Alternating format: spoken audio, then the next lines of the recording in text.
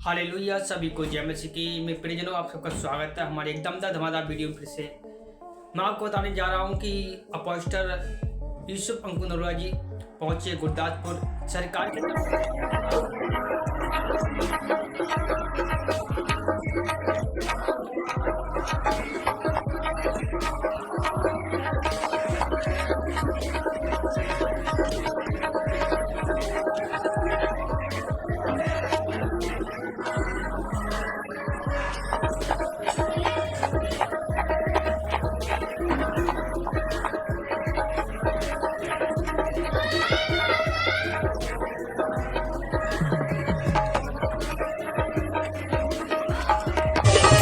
ਅਸੀਂ ਵੱਧਦੇ ਜਾਵਾਂਗੇ, ਯਿਸੂ ਦਾ ਨਾਮ ਫੈਲਾਵਾਂਗੇ, ਦੁਨੀਆ ਦੇ ਕੋਨੇ-ਕੋਨੇ ਵਿੱਚ ਉਹਦੇ ਝੰਡੇ ਲਾਵਾਂਗੇ।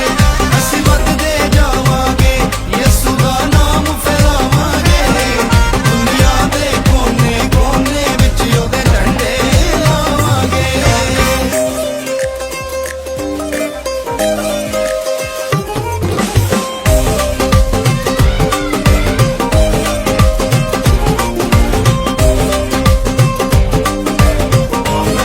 मीटिंग क्यों हो रही है आपने खुद सुना है।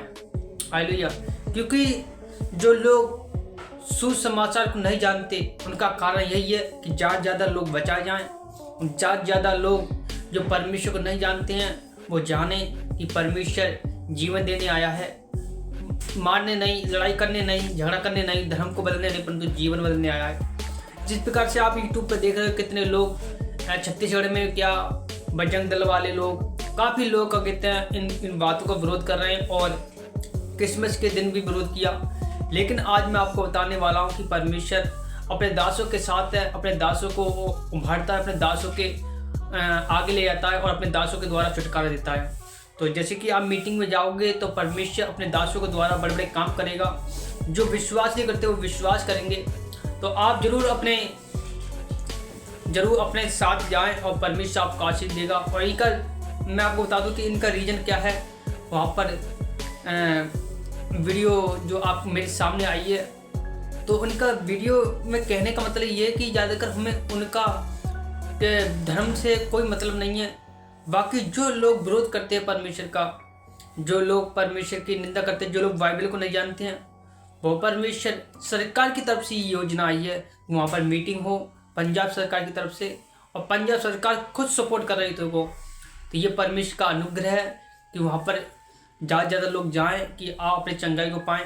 तो आइए हम कुछ चीज़ें बाइबल से, वचन से बात करते हैं कि खुदावंद का वचन क्या कहता है।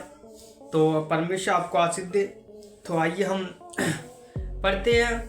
जब मत्ती अध्याय उसकी 18 आयत उसकी 20 आयत से पढ़ते हैं। लिखा है, क्योंकि जहाँ 2 या 3 मेरे नाम से इकट्ठे होते हैं वहाँ मैं उनके बीच में मौजूद होता हूँ। हालेलुया।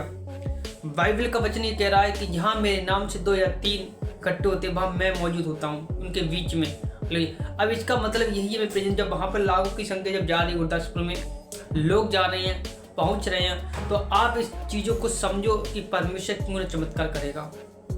क्या परमेश्वर अपने दासों का मुँह काला होने दे देगा? नहीं ना। कि बाइबल कहती है, नीति वचन पढ़ोगे तो लिखा है, जिन्होंने ज्योति पाई उनके मुँह काले नहीं हुई। हालेलुया।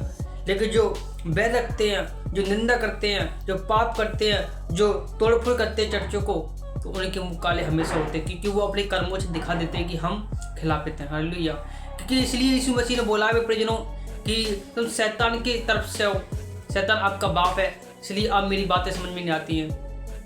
तो मैं आपको बता दूं, अगर आप परमेश्वर से प्रेम करोगे तो आपको बातें समझ में आएगी, लेकिन अब अपने बुद्धि का इस्तेमाल करोगे तो आपको बातें समझ में नहीं आएगी।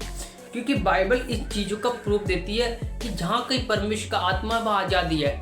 गुरदासपुर में आप चर्च में जाओगे तो वहाँ आपको आज़ादी मिलेगी, कि जहाँ इकट्ठा होते हैं वह परमेश्वर होता है। ये मत समझो कि परमेश्वर में दिखाई नहीं देता। परमेश्वर एक आत्मा है, परमेश्वर एक निराकार है, परमेश्वर एक आत्मा है। परमेश्वर दिखाई नहीं देते हैं, परमेश्वर की ज्योति दिखाई देती है, परंतु आपके कामों को खोल देती है, आपके लाइफ को बदल देती है, आपके जीवन को बदल देती है, आपके सारे चाल चलन को बदल देती है। परमेश्वर आपके जीवन से वो तोड़ को, वो बंधन को, वो कोलपन को हटा देते हैं जो आपके लाइफ में सालों साल से आते हैं। हालेलुया। लेकिन इन चीज़ों को आपको समझना पड़ेगा जहाँ परमेश्वर का आत्मा, वहाँ क्या है? आज़ादी है। जहाँ एक या दो जन लोग परमेश्वर के नाम से इकट्ठे होते हैं, वहाँ कौन है? परमेश्वर। हालेलुया। आप सोचो, जहाँ पैजेज परमेश्वर की होती है या परमेश्वर के लोग इकट्ठे हो रहे हैं, परमेश्वर के नाम पे जा रहे हैं, क्या परमेश्वर अपने बच्चों को ठीक नहीं करेगा? कौन कर जाएगा? परमेश्वर के पास जो परमेश्वर के बच्चे हैं, जो परमेश्वर का आदर करते हैं, वो किसी के खिलाफ नहीं करते, वो समझते हैं इन चीज़ों को कि नहीं वो परमेश्वर है, हम क्यों इन चीज़ों पे मामले में पड़े। लेकिन जो बुद्धि भ्रष्ट हो गई है, क्योंकि आपको नहीं पता शैतान की आग लगी पड़ी है, शैतान की आग लगी पड़ी है। वो कितनी भी चाल चलता है, वो चाल नाकाम हो जाती है उसकी। हालेलुया। उसकी चाल ही नाकाम हो जाती है क्योंकि वो समझता नहीं इन चीज़ों को कि क्या हो रहा है, क्या नहीं हो रहा है। हालेलुया। तो इन चीज़ों को आप समझो कि परमेश्वर कैसे काम करता है, परमेश्वर कैसे आपको लाइफ में अनुमति देता है कि कैसे काम करना है।